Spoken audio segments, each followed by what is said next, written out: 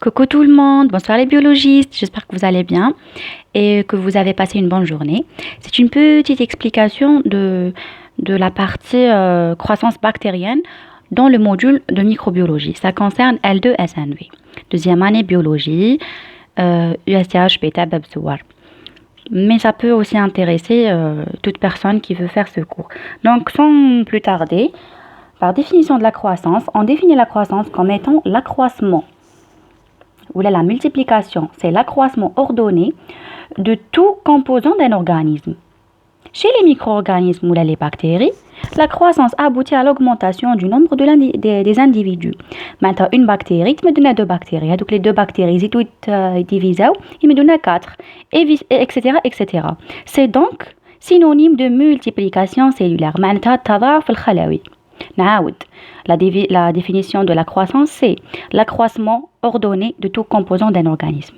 C'est l'augmentation du nombre d'individus.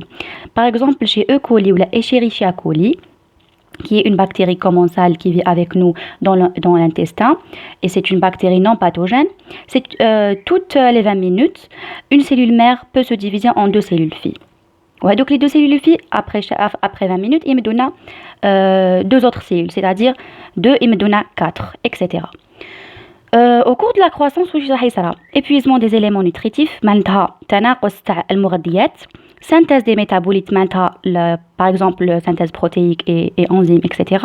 Et modification des paramètres physico-chimiques, acidification du milieu, changement de la température du milieu. Puis, donc, la méthode de la mesure de la croissance. Il y a donc des paramètres à prendre en charge. Il faut d'abord reconnaître comment mesurer le nombre de cellules, comment mesurer la masse et comment mesurer l'activité cellulaire. Donc, la méthode de mesure, elle consiste à savoir comment mesurer le nombre de cellules. C'est la détermination de la concentration cellulaire, c'est-à-dire le nombre de microbes par l'unité de volume. Soit par lecture au microscope, c'est la méthode directe, ou le dénombrement des cellules après culture, ou la mesure de la masse par détermination du poids des bactéries, ou la mesure du trouble du milieu, c'est-à-dire changement physique du milieu. Ou là, on mesure l'activité cellulaire par changement aussi par changement des métabolites du milieu. Puis, on passe à la cinétique, c'est-à-dire la croissance proprement dite.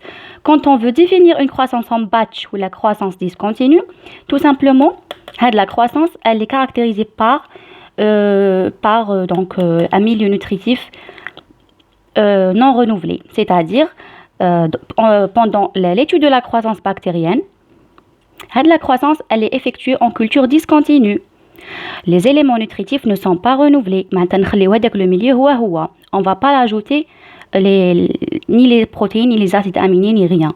Du coup, dans une croissance en batch, les éléments nutritifs ne sont pas renouvelés, tout simplement. Donc, qu'est-ce que ça veut dire un temps de génération? Donc, c'est l'intervalle de temps entre deux divisions successives ou celui nécessaire au dédoublement de la population. Si on part d'une cellule, son accroissement se fait selon une progression géométrique. 1, 2, 4, 8, etc. C'est-à-dire un nombre pair. Une cellule me donne 3 cellules. Non. Une cellule me donne 2, 2 me donne 4, 4 me donne 8, etc. G, ça veut dire... donc, vous avez G, c'est la population se multiplie par un facteur constant à chaque unité de temps. G, ça, c'est le temps sur le nombre d'individus. C'est le temps de génération. N, c'est le nombre de divisions. Et T, c'est le temps. D'accord? Voilà. Donc, E. coli a un temps de génération de 20 minutes. Chaque 20 minutes, une cellule me donne 2 cellules. Je suis en train de faire vite parce que c'est une vidéo qui va être enregistrée et vous allez la revoir et revoir comme vous voulez. Donc, regardez la courbe de croissance.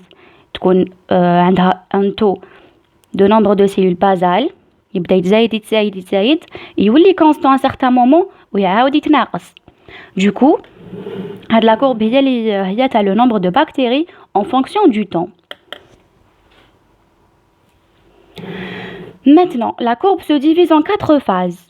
chaque phase ayant un taux de croissance différent. La première phase نسميوها la phase de latence. واش راح يكون فيها la phase de latence? Ces bactéries اللي كاين في هذاك le milieu, ils vont commencer à s'habituer au milieu tout simplement.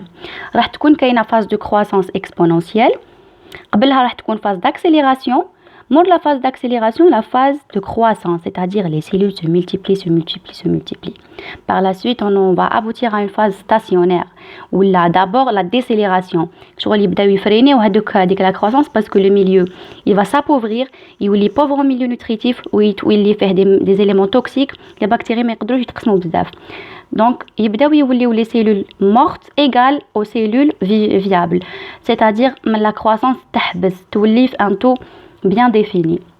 Puis, elle commence à diminuer la phase de déclin. C'est la dernière phase.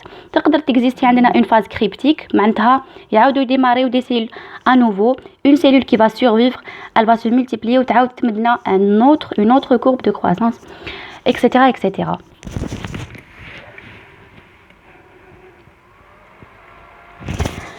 Maintenant, je vais juste définir un petit truc, la phase de dioxy ou la biphasique. C'est quoi? C'est quand vous allez voir le graphe, genre le virage. يطلع بدا يحبس genre يولي constant بدا يعاود يطلع encore une fois. واش معناتها هاد كي يعاود يطلع؟ C'est la phase dioxique. Deux phases de croissance distinctes sont clairement visibles dans une culture en batch. Au cours de la première phase, les cellules métabolisent préférentiellement le sucre sur lequel elles peuvent croître plus rapidement. معناتها يخيروا مثلا عندنا glucose وعندنا un autre sucre. مثلا le lactose. D'accord. Dans la première phase, la cellule تخير le glucose. تبدأ métaboliser le glucose. Une fois le premier sucre est épuisé, les cellules passent au second sucre.